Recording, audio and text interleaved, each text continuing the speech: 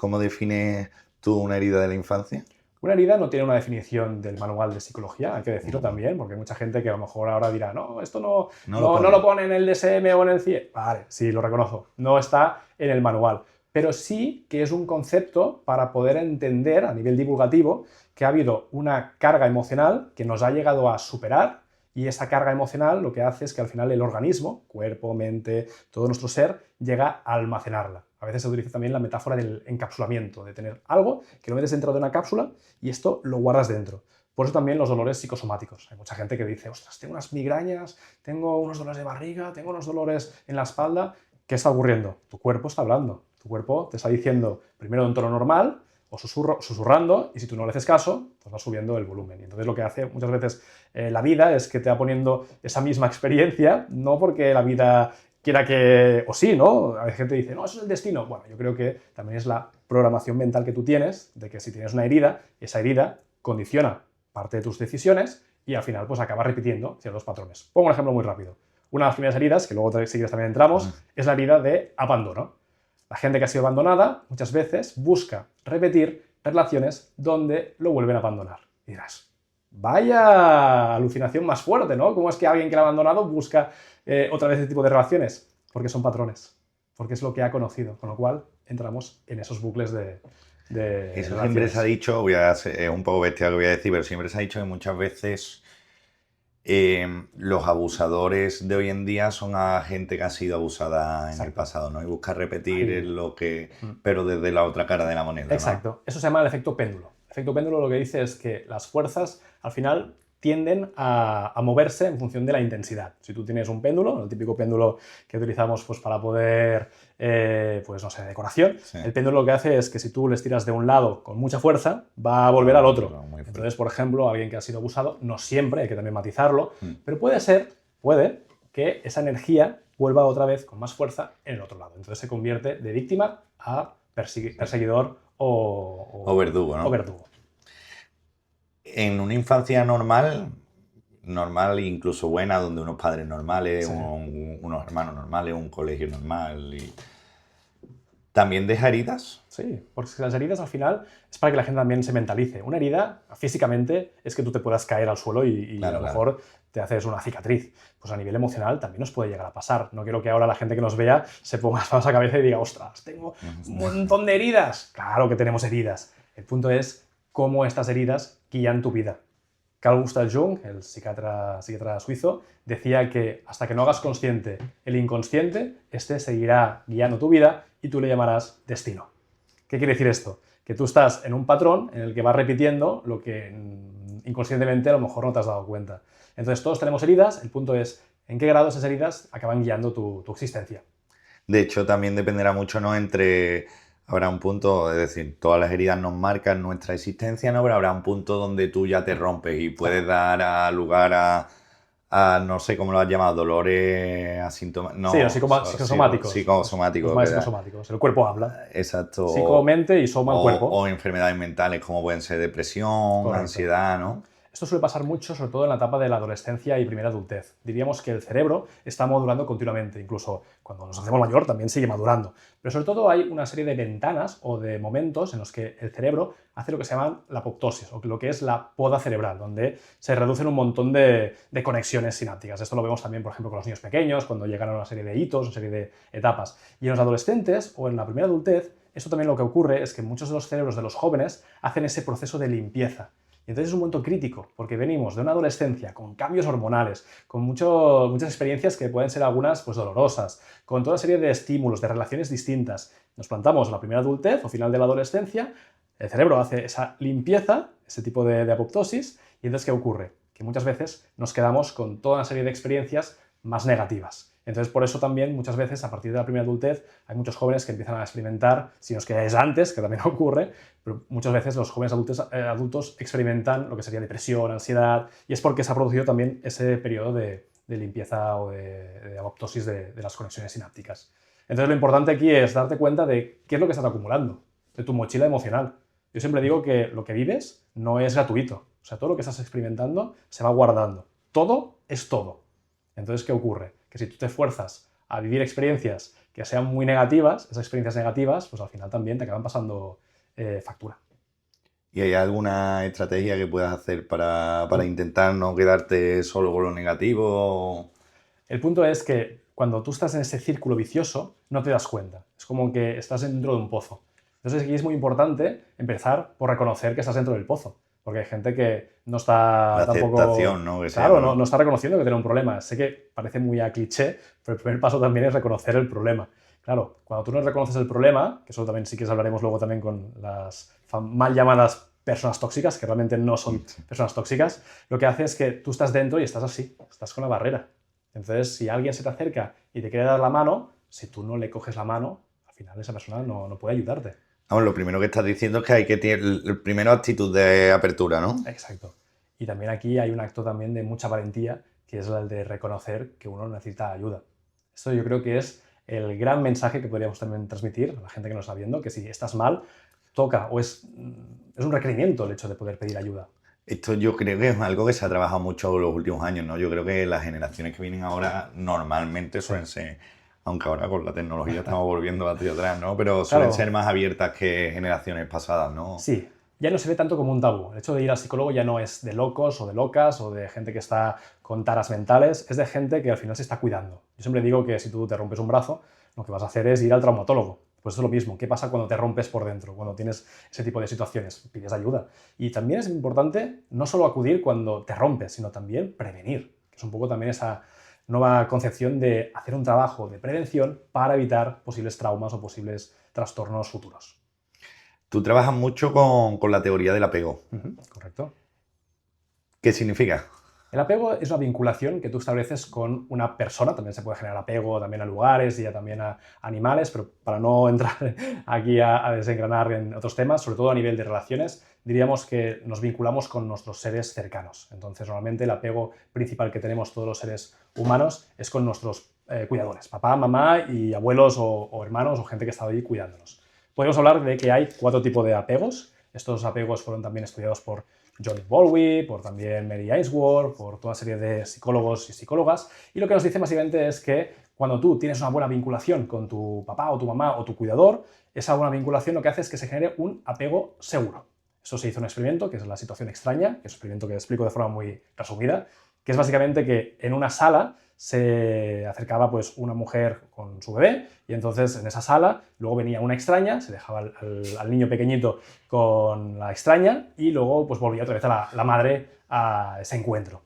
Entonces estudiaban cómo respondía el niño pequeño, el pequeñito. Si el niño se acercaba a la mamá y la abrazaba, volvía a estar tranquilo, estaba relajado, eso es una señal de apego seguro. Si el niño o la niña respondía de otra manera, que ahora también explicaremos, lo que hacíamos aquí es clasificarlo como un apego inseguro. Entonces hay 3 tipos. Hay el que sería ansioso, el niño estaba como a ver cuándo llega, a ver cuándo llega. Evitativo, que es que el niño cuando llega la mamá la rechaza. Y luego hay el desorganizado, que es una especie como de mezcla de que puede alegrarse, luego puede rechazar a la mamá, luego puede estar ansioso. Entonces si te fijas, es muy fuerte porque nuestras primeras relaciones nos marcan muchas veces todas las futuras relaciones en nuestras vidas.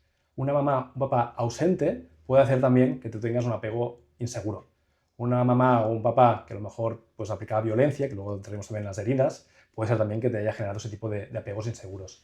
Y nunca, nunca, nunca es tarde para poder sanar un apego, para poder tener luego un apego seguro. ¿Es más difícil? Sí, pero es posible. Hay que trabajarlo, ¿no? Me imagino. Hay que trabajarlo y hay que trabajarlo... Duro, ¿no? Duro. Aunque hay herramientas que nos permiten también que el proceso sea un poquito más ágil. Pero hay un proceso, obviamente, de reconfiguración del cerebro, claro. De hecho, hay mucha gente, ¿no? Que dice, bueno, cuando han tenido infancias traumáticas con sus padres, no tiene que ser un súper trauma, pero... Y dicen, bueno, es que claro, con lo que hacían mis padres hicieron lo que pudieron o ya pasó. ¿Eso realmente es un signo de conciliación a sus padres o es un signo de evitación?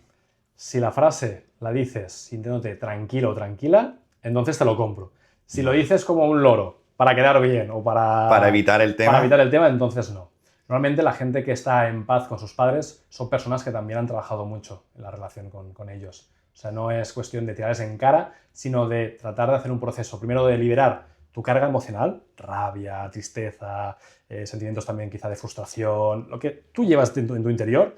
Y luego también hay un trabajo muy importante de perdón hacia uno mismo y también hacia esos progenitores. Y luego también de comprensión, que es la parte también que yo creo que es muy importante. Allí es donde entiendes realmente que tu papá o tu mamá también tiene sus heridas, también tuvo sus heridas. Si preguntas, probablemente también vienen del abuelo o del bisabuelo. Así que es algo que está allí presente. Sí, sí.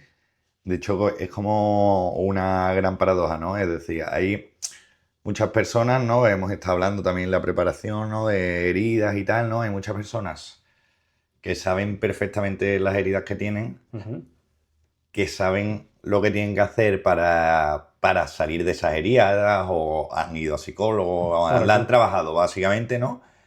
Y aún así vuelven a caer y repiten el mismo patrón. Es decir, ahí no hay una falta de conocimiento ni de reflexión. Es decir, esa persona, todo lo que llevamos hablando todo este tiempo, ¿no? Está abierta a ser ayudado, acepta, pero cae. Porque si no hay falta de conocimiento, ¿qué está pasando ahí? Esto sucede muchas veces también por los beneficios secundarios o falsos beneficios. Es un término que también me gusta mucho porque entiende realmente cómo funciona la mente humana. Un beneficio secundario es algo que te permite seguir en ese statu quo, en esa homeostasis, en ese estado en el que, aunque no estás bien, pero sigues allí de alguna manera estable. Un segundo, ¿homeostasis qué significa? Sí, sería un poquito como mantener el equilibrio, es decir, ese tipo de momento equilibrado. Entonces, lo que diríamos es un poquito como el termostato de tu habitación. Tú tienes un termostato, por ejemplo, lo tienes a 30 grados. ¡Ostras! Estoy aquí asando de calor y en pleno verano. Claro, pero ¿qué pasa? Que tú quieres cambiarlo, pero como que te has acostumbrado a ese termostato en verano a 30 grados, aunque estés sudando y estés aquí empapado en sudor, prefieres esto que no toquetear el termostato a ver si se rompe, a ver si se estropea. Un poquito con esa metáfora. Entonces, ¿qué ocurre? Que si tú ganas alguna cosa con ello, no vas a cambiar. Esto lo veo muchas veces también con fumadores. Cuando tú fumas, de alguna manera, tú le preguntas a alguien, oye, ¿y por qué fumas? ¿No? Y tu amigo o la persona que está fumando, pues dirá, pues nada, pues porque sí, porque fumo. No.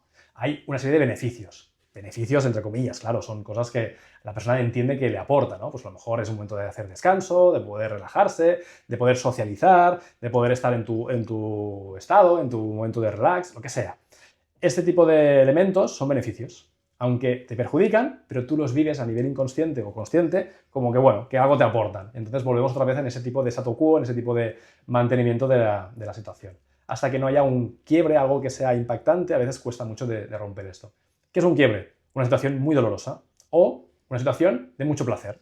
Por ejemplo, si tú vas al médico y te dicen, oye, que si sigues fumando a lo mejor tendrás aquí cáncer de pulmón. Ostras, eso te hace cambiar, o un familiar, ¿no? Entonces eso te hace como un cambio de chip. O a lo mejor tienes una pareja que te dice, si dejas de fumar, pues nos vamos a ir de, no sé, a hacer acampadas o vamos a hacer deporte juntos. Y dices, ostras, qué bien, voy a irme a hacer deporte con mi pareja, con mi novia. Bueno, eso también es una forma de motivarte. En ese tipo de casos no funcionan siempre mejor los negativos que los positivos. Depende. El negativo sí que es verdad que nos espabila, ¿no? Es ese tipo de despertador. Yo siempre digo que el dolor en sí puede ser también una muy buena herramienta para despertar. Fyodor Dostoyevsky, el escritor ruso, decía que el dolor puede ser un regalo, porque es una conciencia, te da conciencia acerca de algo que no va bien. Obviamente hay que saberlo trabajar, porque si nos escucha alguien que tiene dolores de los que sea, dirá, ostras, pues que se vaya el Dostoyevsky donde quiera, pero es el hecho de, te da esa oportunidad de decir, hay algo que no va bien, algo está fallando.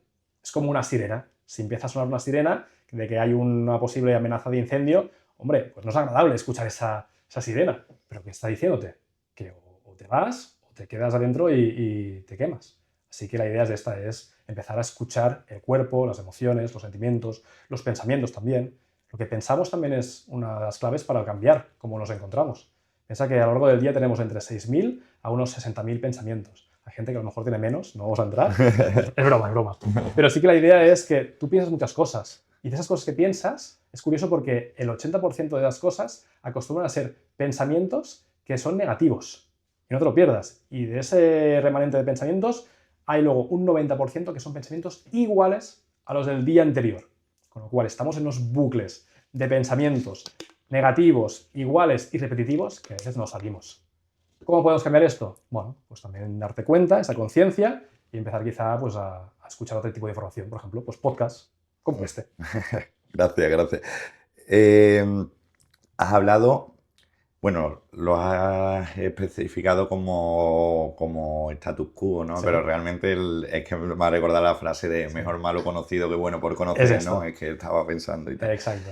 Que desde la psicología que se produce en el cerebro para que la gente piense así, porque es que es de la condición humana, vamos, que eso es yo casi todo, bueno, hay gente que lo tiene muy trabajado, ¿no? Pero tú cuando naces estás programado para más vale malo conocido que bueno por conocer. Supervivencia. Piensa que al final lo que más nos paraliza al ser humano es el miedo. El miedo es la gran emoción que pone el freno de mano y no nos permite avanzar en la vida. Fíjate, vamos a hacer un pequeño juego si quieres también para la audiencia. Si yo te digo, te explico una historia, ¿no? Iba por una carretera de montaña, conduciendo, era oscuro, tenía las luces puestas, las luces largas, y de repente me quedo en silencio. Entonces yo aquí te diría, acaba la historia, ¿no? A ti o a la audiencia. Te estrellaste. Claro, ¿qué piensa la gente? Que te estrellaste. O puede ser o que salió un lobo, o yo qué sé. Claro, pero podría decir, no, lo que dice es, paré un momento el coche y disfruté del cielo estrellado. Ah, qué curioso, ¿no? Pero la mente, ¿qué hace? Se va a lo negativo. ¿Por qué? Porque estamos programados de esta forma. Eso no quiere decir que no nos podemos desprogramar y volver a programar. Sé que el término programación a veces hay gente que no le gusta, pero bueno, podemos hablar también de condicionamiento. Nos podemos condicionar con estímulos que nos ayuden también a ver lo positivo. Tan sencillo como gratitud. Agradecer al día cosas que tú tienes y que a lo mejor no te estás dando cuenta. Importante, la gratitud tiene que ser siempre cosas que sean distintas, porque entonces caemos en el patrón ese de repetición como un loro y no le prestamos atención o no activamos tampoco las zonas del prefrontal que querríamos. Pero si tú cada día agradeces de 5 a 10 cosas distintas, empiezas a crear un nuevo cableado, una nueva red sináptica para enfocarte también en lo bueno. Y reflexiona mucho sobre el día también, ¿no?